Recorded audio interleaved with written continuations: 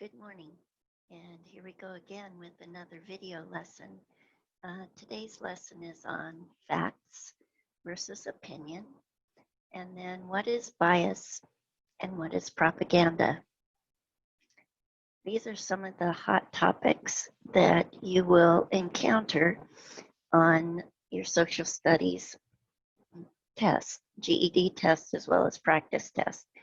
And I call them hot topics because almost every single person that takes a ready test ends up with as these topics as some of the things that they could use more work on. So that's why I call them hot topics. They are ones that all of us need to work on. So first we'll talk about facts and opinions. What is the difference between them? So basically, a fact is objective and an opinion is subjective. It's subject to the person's experiences. Facts are discovered. Opinions, you create your own. Facts can be verified. Opinions cannot. And then here's this word bias. Facts are presented without any biased words. A fact, an orange is citrus. An opinion is an orange tastes great. So we'll go and practice just a few of those.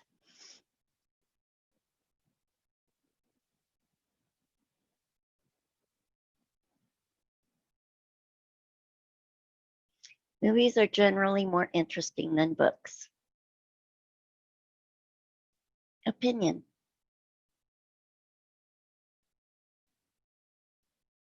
Not everyone would agree with that.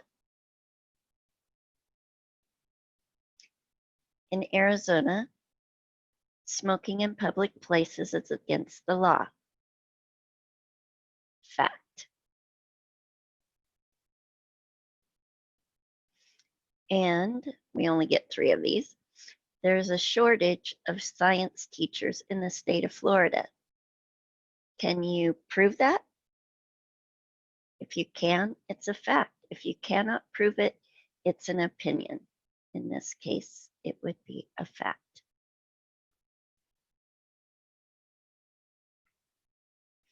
So back to our PowerPoint. That's our quick lesson on fact versus opinion.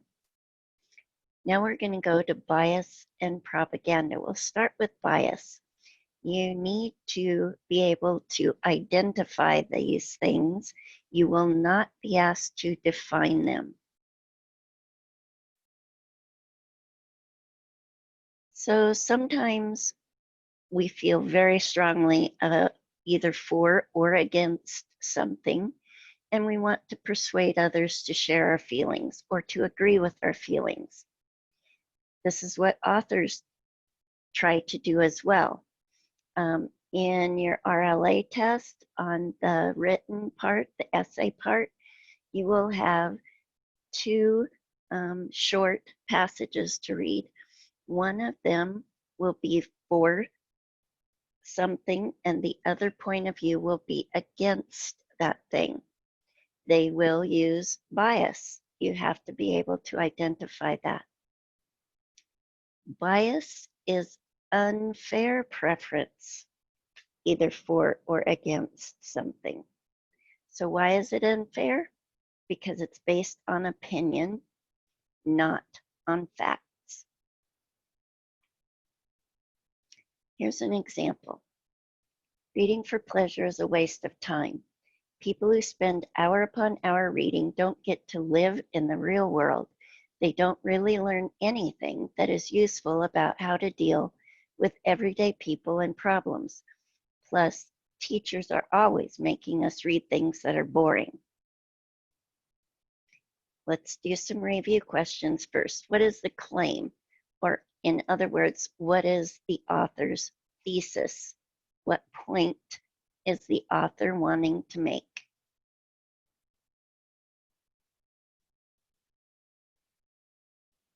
If you said something like reading for pleasure is a waste of time, then you got it.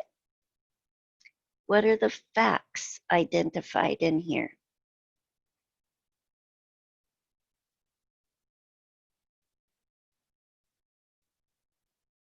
Exactly.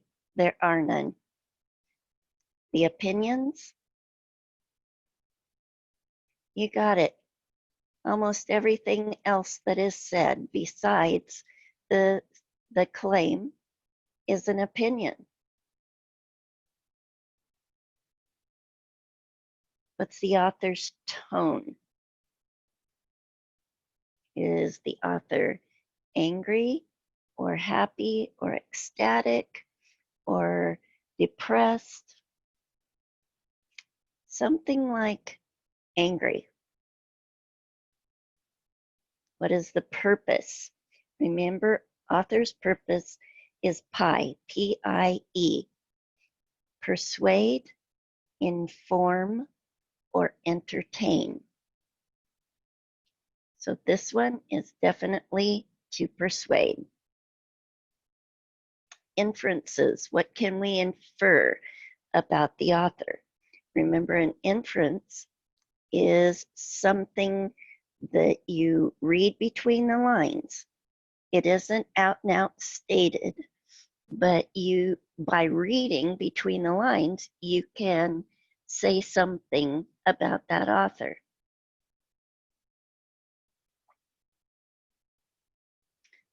We can infer that the author does not like to read or has had a poor experience with reading. Is the passage biased? Most definitely very biased. It gives all personal opinions, does not back up his or her thesis with any facts whatsoever. This is important: fair, relevant, reliable. On your tests, they're going to ask you, is this reliable and relevant evidence? This is not a fair presentation. No evidence is a fact. No evidence, therefore, is relevant. It is only an opinion. What about this one?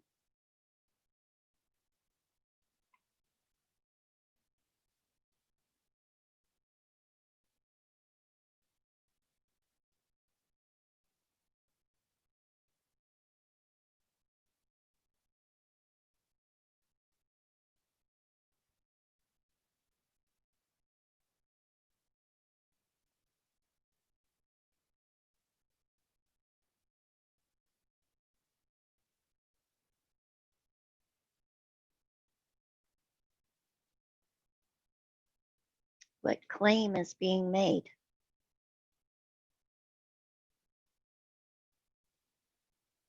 We'll get to the answers in a minute. What are the facts? What are the opinions?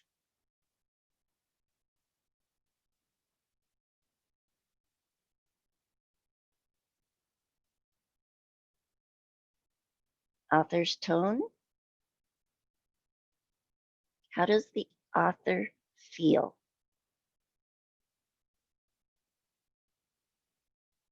Purpose is PIE. Persuade, inform, or entertain.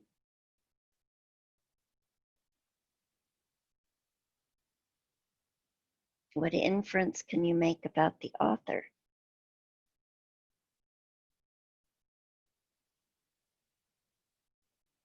Is the passage biased? And is it fair, relevant, or reliable? The claim, school uniforms should not be mandatory. Again, there were no facts. All of the statements made were the author's opinion. The tone was not angry. It was just straightforward, not happy, not sad, not angry. It was just a straightforward statement. We would say it is it was the purpose was to persuade. It sounded like a rebuttal to the parent's opinion.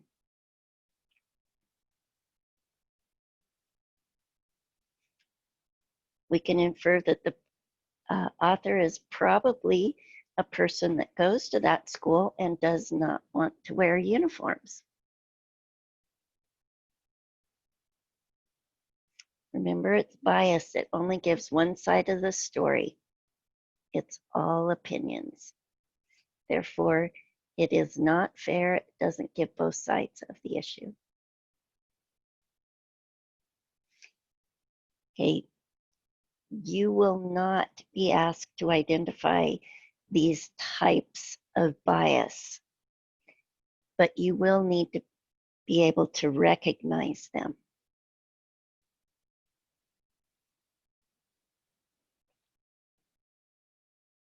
Using dramatic or sensational language.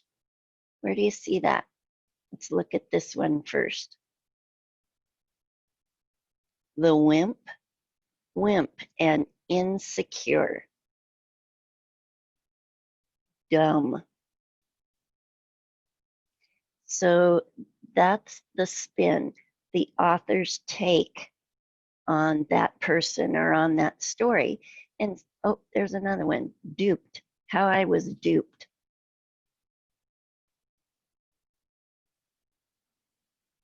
Flawed logic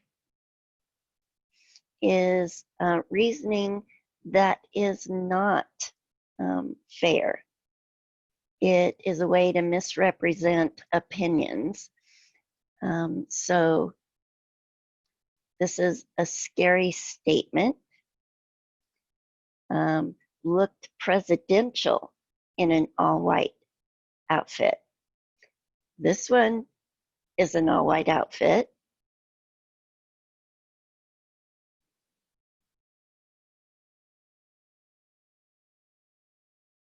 Slant. This happens a lot in the media. The journalists only tell part of the story.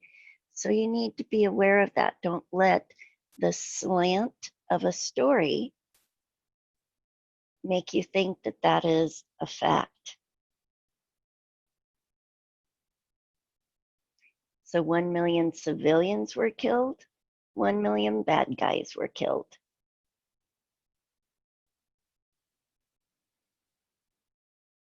Oh, geez. In political campaigns, we see this all the time.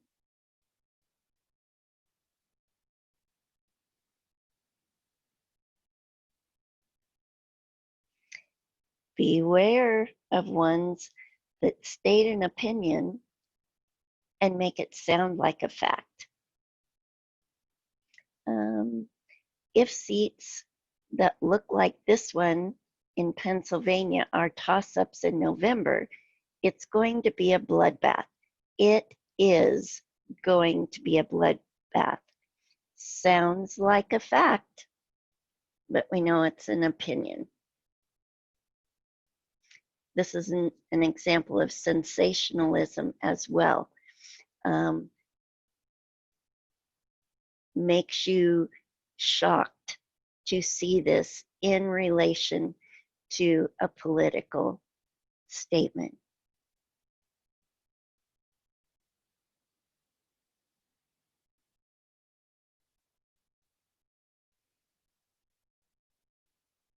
Again, this is huge. Journalists that make claims with no fact to back it up. Just like the previous story with the one that did not want to wear uniforms to school. Made sound claims in her opinion, but it gave no evidence to back it up.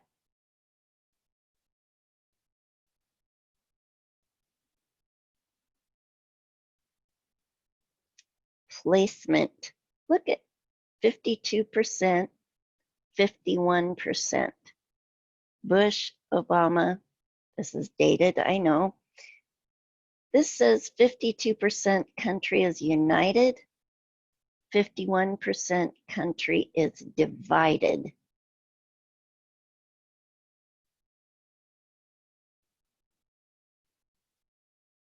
This is what the editor finds to be most important. Okay, now we're going to go to propaganda, our last topic. Propaganda is information used to influence the way you think in order to gain support for a cause, convince someone to buy something, see that on TV, convince them to do something. So the techniques will twist facts in order to get you to agree. It's very common in politics and advertising. And unfortunately, sometimes in our news. It will usually include some kind of bias, and sometimes it can be extremely biased. Remember, you are not going to be asked to identify the different types. You just need to recognize.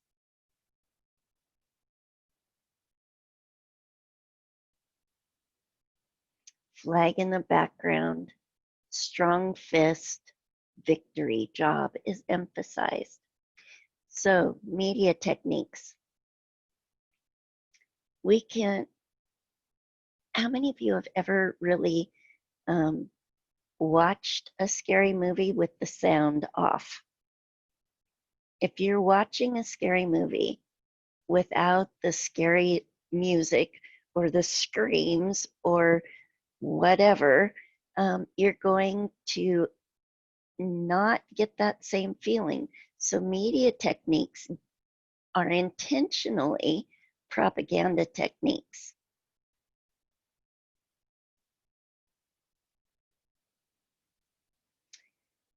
If we were in class, we would be doing some stations. You would go to different stations to identify it. Since we're not, we're just going through this together. So name calling is an attack on the person instead of the entire issue. So this is portraying a German soldier during World War I. You can tell it's a German soldier by its headwear.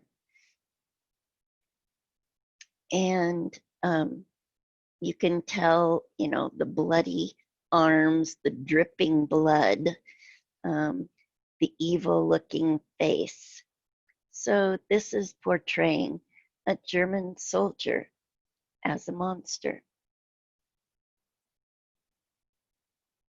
Testimonial. Oh boy, we see that in advertising. This one happened to be Jennifer Hudson for Weight Watchers. When you get a celebrity to endorse a product, it impresses and persuades people to agree with you. So that is a propaganda technique.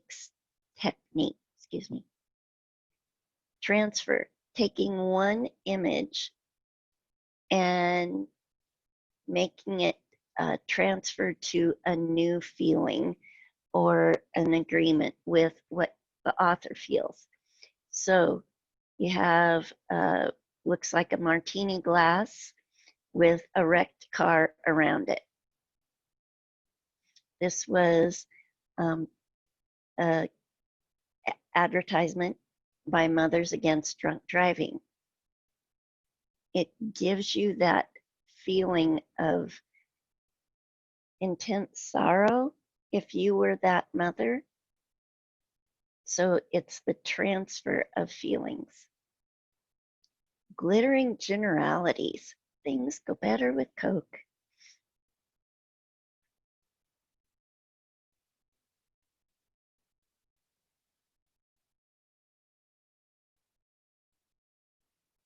Again, very political. You get, these president and vice president that are sitting down at just an everyday cafeteria type cafe. We're just one of you. We are just plain folks. We are hardworking just like you. I'll leave you to make your own opinion about that. This one is at some kind of factory, implying that he is just one of the workers. He's one of the working class. Jump on the bandwagon. Look, you'll be smiling and happy if you use Tide detergent instead of the other brand. Look at their faces compared to looking at these faces.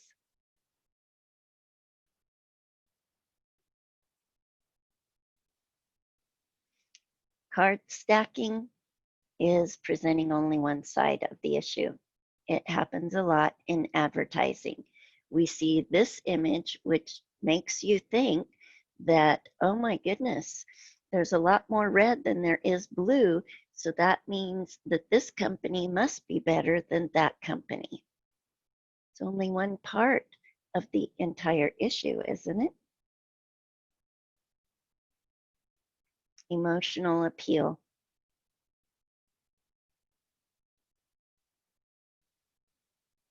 It grabs your heartstrings.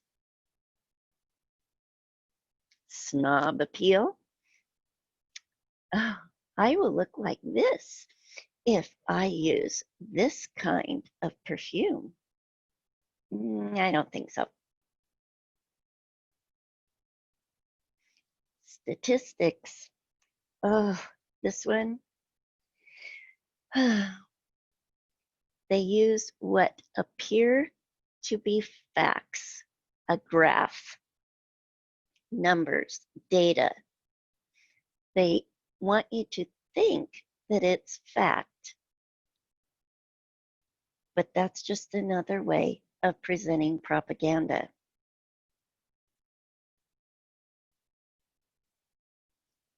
Here's a bonus question. Are these two related in any way at all? Does one cause the other to happen? Or is this a correlation? They are happening over the same period of years, but one doesn't cause the other one to occur. You're right, it's correlation. So we have seen Jessica Simpson on some commercials. So what kind of persuasive technique, propaganda, is being?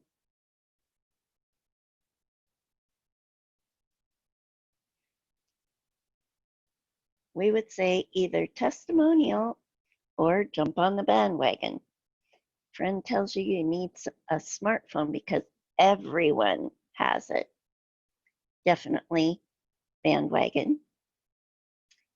A toothpaste commercial states that their product is 25% more effective than the leading brand. They're trying to get you with statistics.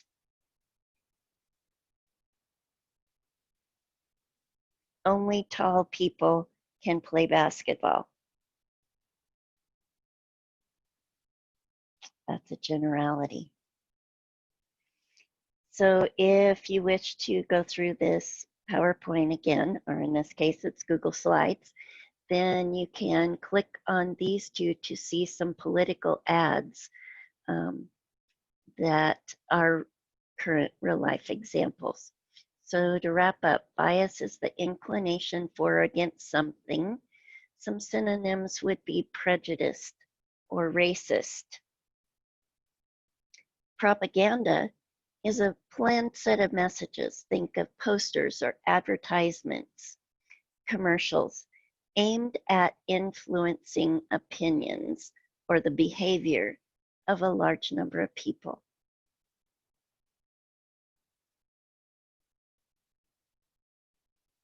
Can you see the different propaganda techniques?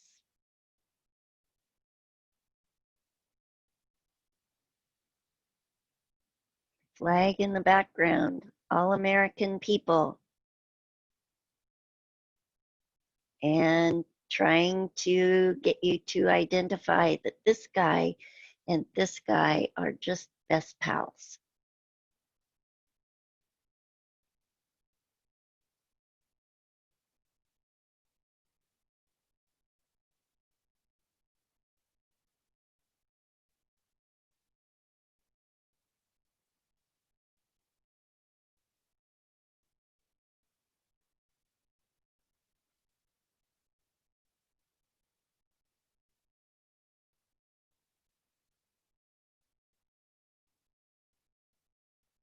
This is why we do not put relatives on our resumes as references. Family members can be biased, positively biased, negatively biased, or family members aren't being references, interested in being references. What is the most likely reason employers do not accept family members as references? B, they most likely will have a positive bias.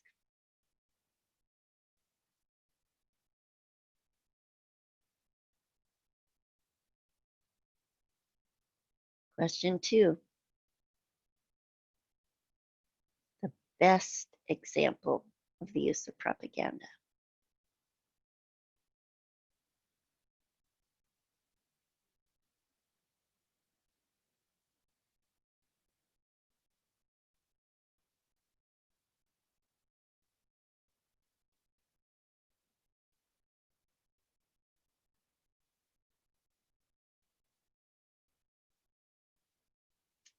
Yes. And a deliberate effort to spread ideas in order to influence your opinion. In that example, of foreign radio broadcasts spread negative ideas to try to influence a large number of their population.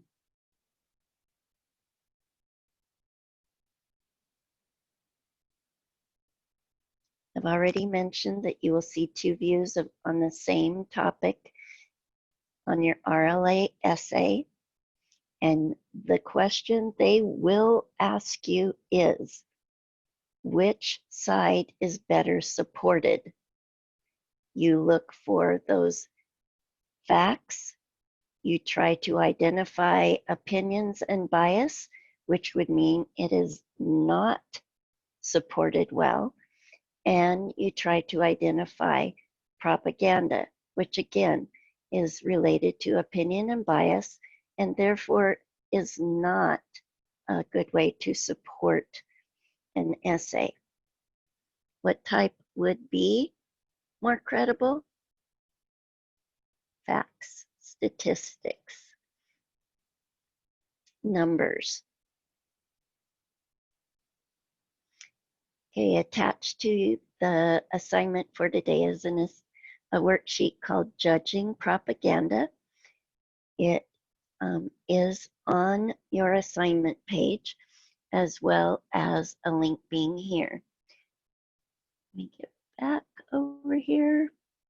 So you'll see the worksheet, and I think there are 10 questions. And then you record your answers on the form underneath. When you're finished filling out your form, you just click submit. That's all there is to it. Hope you have a great day.